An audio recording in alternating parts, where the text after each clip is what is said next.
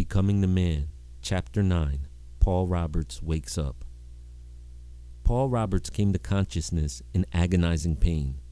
He was being fed intravenously and his head was wrapped to the point where only one of his eyes was exposed at an awkward angle. He could barely see out of it. His ribs were broke. When the jolt of pain circled through his body, he screamed in horror. Baby, it's okay, shh, it's okay, shh," his wife said reassuringly as she jumped up from the chair she had pulled over to his bedside. She was sobbing hysterically as she tried to calm her husband and at the same time alert the doctors that he had awakened from his coma. A tear dropped from his eye and slid between his head wraps and his face, burning a scrape he had acquired from the poorly paved parking lot surface. As he tried to repiece things together in his mind, his brain itself hurt. He stuttered weakly. What happened to me?" The doctors rushed in and started monitoring all his vital signs. He repeated the question again and again. What happened to me? What happened to me?" His wife replied through her tears. "Paul, you were attacked at the gas station. You're lucky to be alive. I'm so lucky to have you. God saved you, Paul. You're so strong. We thought we might lose you. You're my miracle. And Junior still has a dad." He tried to go back to the last thing he could remember, and he saw himself stepping back from the ATM machine. He thought about it for a second, but he was sedated from the medicine they had pumped in him as he lay on the brink. He remembered the 10 crisp bills dropping out of the machine one at a time as if they had done so in slow motion. It all came back to him slowly, but now he was sure that all this nonsense about government jobs and secret databases was a strange dream. His wounds were very real, however. Was this part of it? Was it all a trap? Why would someone do this to him? Who did this to me? Who did this to me? He attempted to shout, but whimpered instead. Why did they do this to me? Paul asked. The doctor replied, Paul, please relax. Your wife is right. You're a very lucky man. You received severe head trauma and were in a coma for 48 hours. We operated on you, and even though you lost a lot of blood, we got to you in time. You have a few broken ribs, you have head trauma, and we'll be monitoring your vision as you recover. You've suffered a severe concussion, but luckily we don't suspect any blood clots. There is a chance that besides the vision in your left eye, you'll recover completely. We just want to monitor your progress and give what broken bones you do have time to heal. You had some internal bleeding in your abdominal region, so you're going to be here for a while, but we'll make your stay as comfortable as possible. We are going to have to make sure we keep you awake for a while we run some tests.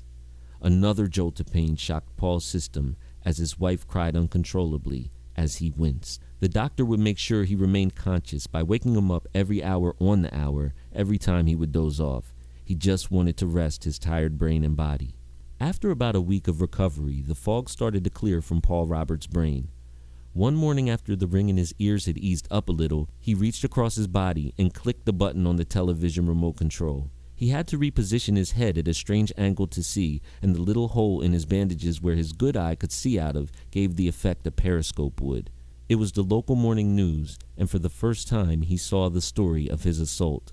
The newscaster reported, "In other news today, 3 of the 5 assault suspects in a brutal gas station parking lot robbery have been apprehended.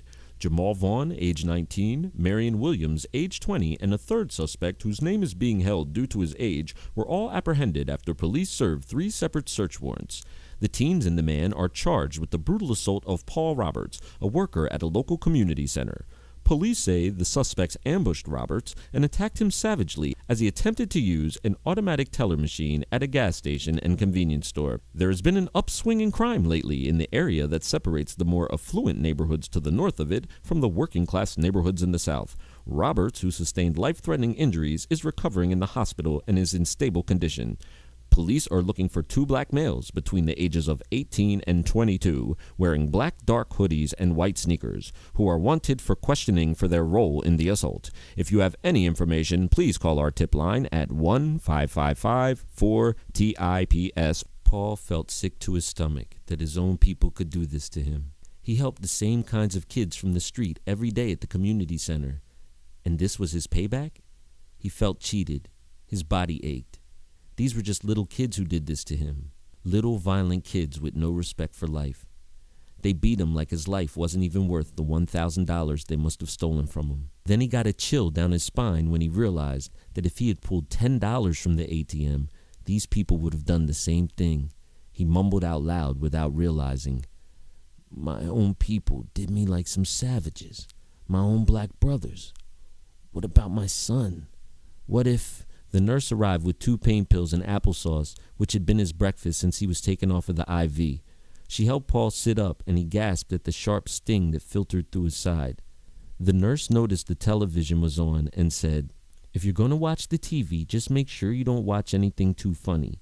You don't want to rip any stitches from the surgery, and remember, your ribs are still broken. Did you hear they caught a couple of the guys who did this to you? I just thought that was just a rotten thing. How can another human being do that to someone? Well, you don't worry, Paul, because you will be back on your feet in no time.